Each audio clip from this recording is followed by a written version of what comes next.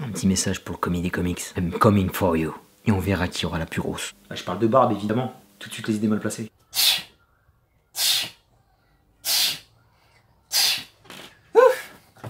You coming for the commie? Vas-y mollo, rebeu. C'est un temps de celui-ci, tu sais. Malgré la barbe. Moi j'y retourne.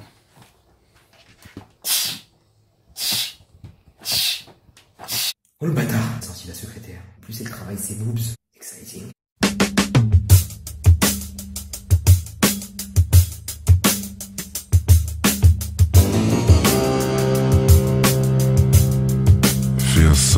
Messieurs, dames, le bonjour, j'espère que vous avez la banane, que vous êtes électrique, voire cosmique. Alors aujourd'hui, nous allons faire mon premier HS. Lors de la présentation de ma chaîne, j'avais parlé de faire des hors-sujets qui ne traitent pas de cinéma, de série, et comme je suis un homme de parole, je m'y collais. Et mon premier hors-sujet, pas le hors-sujet tard à l'école. Peu des bois, le contrôle porté sur la Seconde Guerre mondiale, et non sur la victoire du PSG en Ligue des Champions. PS, ça n'arrivera jamais. Ha ha ha. Putain va. Donc mon premier hors-sujet va porter sur les comics. Les BD américaines, là. Il y a des super-héros, ça te parle? Bien avant ma passion dévorante pour les séries et les films, le premier médium que j'ai surkiffé sont les comics. Les comics dans ma prime jeunesse m'étaient plus accessibles. Bien avant les films et les séries, sachant qu'à l'époque nous restions peu devant la télé. Je fais partie de la génération ORTF, la génération des 3 chaînes, avec des téléviseurs sans télécommande, avec peu d'offres, donc finalement peu de demandes. Donc pour ma part, je m'évadais rarement avec des films. On était constamment plongé dans les comics.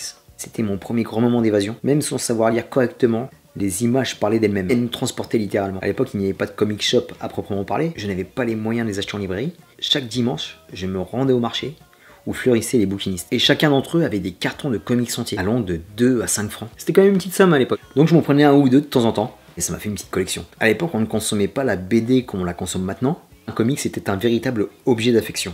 C'était un peu nos doudous. On les gardait près de nous, des fois ils dormaient avec nous. On pouvait lire la même histoire maintes et maintes fois, ça nous dérangeait pas. On gardait toujours le même kiff, de page en page. On s'en foutait complet de la continuité, des crossovers, des univers partagés, du format qu'on avait entre les mains, de la belle bibliothèque qui allait les mettre en valeur. On s'en battait les steaks. Ils étaient partout dans l'appart. Un beau bordel. Et je lisais tout ce qui passait entre mes mains. Tranche, des Titans, des Conan. Petit Conan de l'époque. Ça coûtait 11 francs, l'équivalent de 2 €. Parfois je transgressais, j'allais dans la BD belge, Pif et Hercule, les J'aime lire, vive Tom Tom et Nana. Bref, c'était une époque bénie pour laquelle je garde beaucoup de nostalgie, surtout par rapport à l'époque contemporaine, comment on consomme le comics. On essaie d'en lire un maximum pour passer à la suite, etc.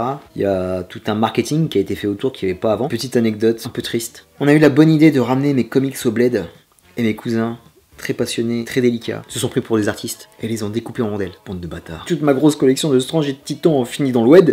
BD que je kiffais à l'époque, je l'avais saigné dans le long large, je pouvais la lire tous les jours, ça me dérangeait pas. C'était Super Boxer de John Byrne, introuvable, ça sent l'expédition punitive les gars. C'était un premier chagrin d'amour pour moi, ça m'a vraiment brisé le cœur à l'époque. Bande d'enfoirés. Après ça s'est corsé parce que en grandissant, je rencontre d'autres passions, ce qui est tout à fait normal, et je suis devenu un fan de comics contrarié. D'une, j'étais désargenté.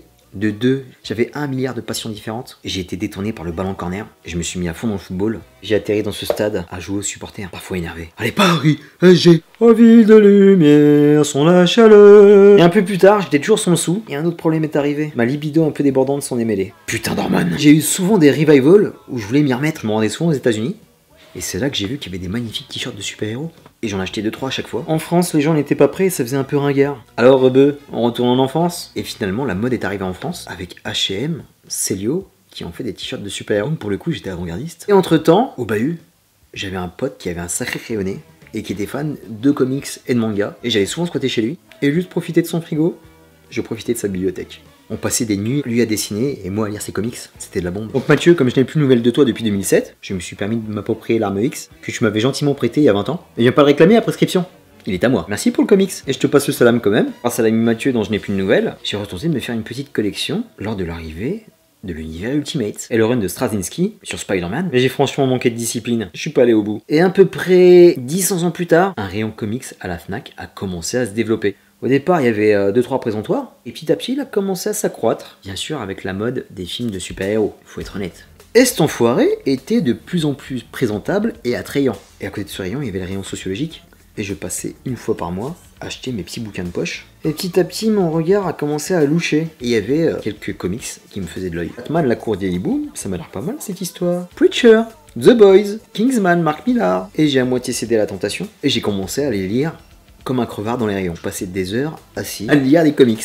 Parce que psychologiquement, je n'avais pas encore fait la bascule. C'était quand même assez cher. Surtout qu'à l'époque, j'étais à fond sur ma collection DVD. Donc en fait, un comics hardcover de plus de 300 pages correspond à 3 Blu-ray. Je n'étais pas encore prêt, il me fallait un peu de temps. 2 ans plus tard, j'ai commencé à sérieusement culpabiliser. Comme je bouffais du cinéma comme 4, je me goinfrais tous les films de super-héros possibles imaginables. Les bons, comme les très mauvais. Et je commençais à avoir des remords. Enfant, je kiffais les comics. Et là, je vois des films qui sont très moyens sur un art à part entière que j'aimais.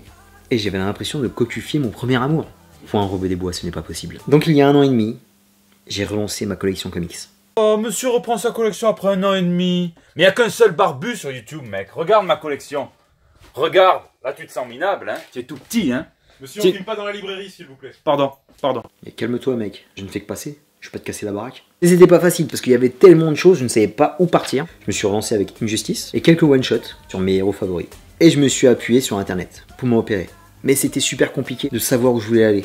Au départ, ça allait, j'arrivais à gérer sur les 6 premiers mois. Mais comme c'est une passion dévorante, je me suis fait complètement déborder. Je me suis retrouvé avec une pile à lire d'un motherfucker.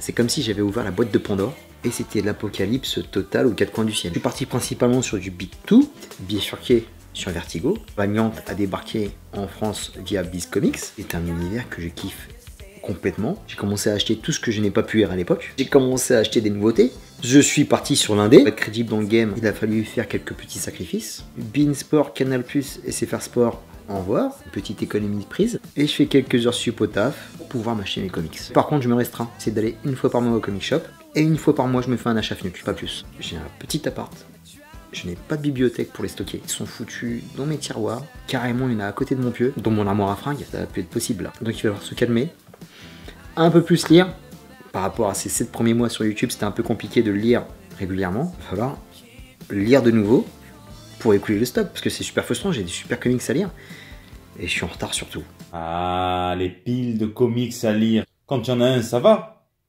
C'est quand il y en a plusieurs que ça commence à poser problème. Si tu devras arrêter d'aller courir nu dans le bois de Boulogne, hein, ou les soirées de Balkany. Lisez, lisez, lisez. Pas escroquer. Comics, on avait dit pas de politique, pas de faire Spider Jérusalem ailleurs. Bordel! Mes amitiés à Jean-Claude Godin. Une passion qui te bouffe complètement. Autant le ciné et les séries, j'arrive à gérer correctement, autant les comics, c'est autre chose. Les éditions sont tellement bien faites et t'attirent tellement. Quand tu tâtes ton petit hardcover, on t'a envie de le pécho. Des fois, j'y vais juste pour feuilleter un petit peu, pour regarder ce qu'il y a. Et le nombre de fois que j'ai fait des achats compulsifs, le mec, il a pas de mental. Donc il va falloir créer les comics au fil anonyme, puisqu'on est complètement addict. Un comics. Le pire de tout ça, c'est que c'est à cause de vous, les youtubeurs, les blogueurs, les podcasteurs. Vous arrivez tellement à transmettre votre passion avec fougue et sincérité que j'ai été sous le charme. J'ai découvert une super communauté. Je vais quand même vous parler de petites sagas que je kiffe, que j'ai découvert récemment. Une excellente découverte pour moi, Punk Rock Jesus, qui est un véritable coup de cœur. En même temps, avec la gueule que j'ai, j'étais obligé de kiffer. Les comics, comme au cinéma, sont de véritables rencontres. Si j'aurais lu ces comics à l'époque, il y a 20-25 ans, j'aurais rien capté. Le dessin m'aurait pas parlé. Et la beauté graphique est importante, mais je mets le dessin de côté pour me concentrer sur le scénario. Avant, j'aurais jamais pu faire ça. Et j'en ai découvert des géniaux dans la collection Urban Comics VO Charity, qui est un véritable kiff. C'est là que je regrette d'avoir lâché à l'époque, je serais tombé dessus. Mais bon, on se retrouve quelques années plus tard, et c'est de la tuerie totale. Toujours chez Urban, le magnifique Planetary. Ça aussi, c'est un gros kiff. Un univers infini, ça mêle histoire, aventure, science-fiction. Collection Glénat Comics, Letter 44. On est dans une véritable série télé, mêle action, aventure, science-fiction. On se croirait dans 24 heures chrono. Un putain de spectacle. Et un très bon qui fait écho aux dernières élections américaines, Evil Empire. Le tome 1 est mortel. Ça redescend un petit peu sur le tome 2. Je sais pas s'il y a suite. Mais j'ai quand même beaucoup aimé. Voilà, c'est des comics que je lisais pas du tout à l'époque. Mais j'aurais tenté. Qualité d'édition est juste splendide. Et autre coup de cœur, c'est l'édition Bliss Comics ou Valiant. Je kiffe à peu près tout. Je ne veux pas ressembler à Ninjak, mais je ne veux pas être différent de lui. Les aventures de Ninjak, c'est une grosse tuerie. Avec un autre que je lis en VO. J'ai loupé le premier intégral. J'ai un peu de sous. Je pense que je vais investir dessus. C'est la suite en VO. Exo Manoir. Makint, une sorte de Conan SF qui a fait Bliss, que ce soit sur Divinity, sur Faith, sur Rai and Fever.